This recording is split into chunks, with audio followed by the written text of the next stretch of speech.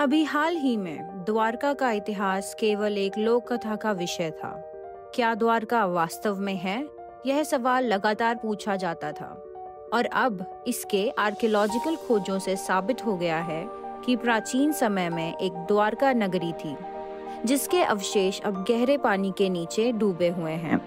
द्वारका में उत्खनन लगभग एक सदी पहले 1930 के दशक में बेट द्वारका द्वीप के निकट लगभग 30 किलोमीटर उत्तर में वर्तमान के गुजरात के जामनगर जिले में शुरू हुआ था। फिर 1979 में आर्कियोलॉजिकल सर्वे ऑफ इंडिया ने एक और उत्खनन शुरू किया, जिसके दौरान दूसरी शताब्दी ईसा पूर्व के मिट्टी के बर्तन मिले थे। यह सब खोजें भविष्य में द्वारका नगरी की खोज के लिए बेहद महत्वपूर्ण बनी। खुदाइयों के दौरान ऐसी कई खोजें भी हुई हैं जिनका उल्लेख महाभारत ग्रंथ में बहुत अच्छे से किया हुआ है। अब बड़ा सवाल यह है कि क्या ये केवल संयोग है या तथ्यों का सामने आना। इसके अलावा समुद्र स्थल से 500 से अधिक उत्कृष्ट चीजें जो गहराई में दफन हो गई थी वहां प्राप्त हुई हैं, जो लगभग 2000 ईसा पूर्व पुरानी हैं।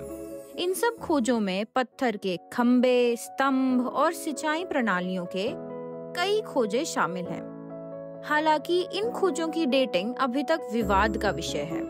यह सब बातें भारत के वशिष्ठ आर्कियोलॉजिस्ट SR राव ने भी कही थी। ये वो इंसान हैं जिन्होंने हड़प्पा संस्कृति के स्थानों की खोज और साथ साथ गुजरात के लोथल और बेट द्वारका के बंदरगाह जैसी विभिन्न स्थानों की खोज की है।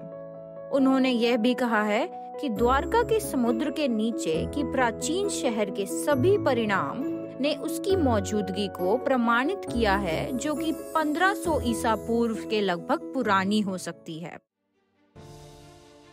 एक और थ्योरी के अनुसार प्राचीन द्वारका शहर को भारत के पश्चिमी अंत के किनारे पर लगभग 3500 साल पहले बनाया गया था, जो समुद्र में डूब गया है क्योंकि यहाँ बार बार पानी के स्तर बढ़ता और घटता रहा।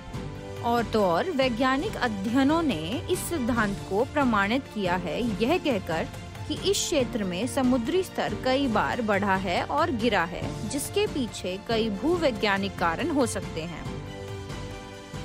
इन सब खोजों के अलावा समुद्र के नीचे कई बड़े और भारी एंकर्स की भी खोज की गई है, जिससे यह साबित होता है कि प्राचीन समय में यह क्षेत्र एक व्यस्त बंदरगाह होता होगा।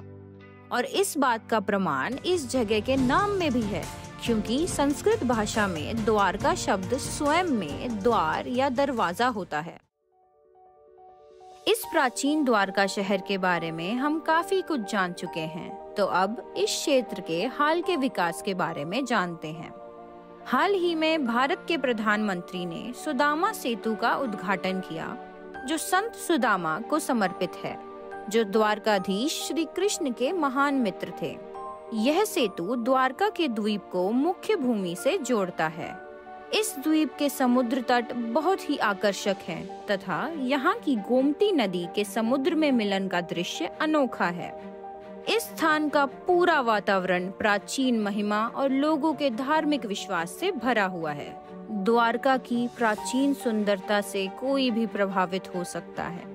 यहाँ के बाजारों की चमकती हुई रंगीनता और पवित्र स्थानों का शांत माहौल आश्चर्य और आदर की भावना को जगाती है। चाहे वो द्वारकाधीश मंदिर का अत्यंत बड़ा शिखर हो या गोमती घाट का शांत जल, द्वारका के प्रत्येक पहलू में एक सनातन आकर्षण है जो दर्शकों को मोहित कर देता है। इसके साथ इस वीडियो में द्वारका की कहानी समाप्त होती है, लेकिन वास्तविक जीवन में नहीं। तो इसलिए द्वारका जैसे पवित्र स्थान को एक बार जरूर अपनी जिंदगी में जाकर देखिए, ताकि आप इस स्थान की पवित्रता को साक्षात महसूस कर सकें। ऐसी ही और भी रोमांचक वीडियो के लिए बने रहें द कॉग्निजेंट ग्रो हिंदी के साथ।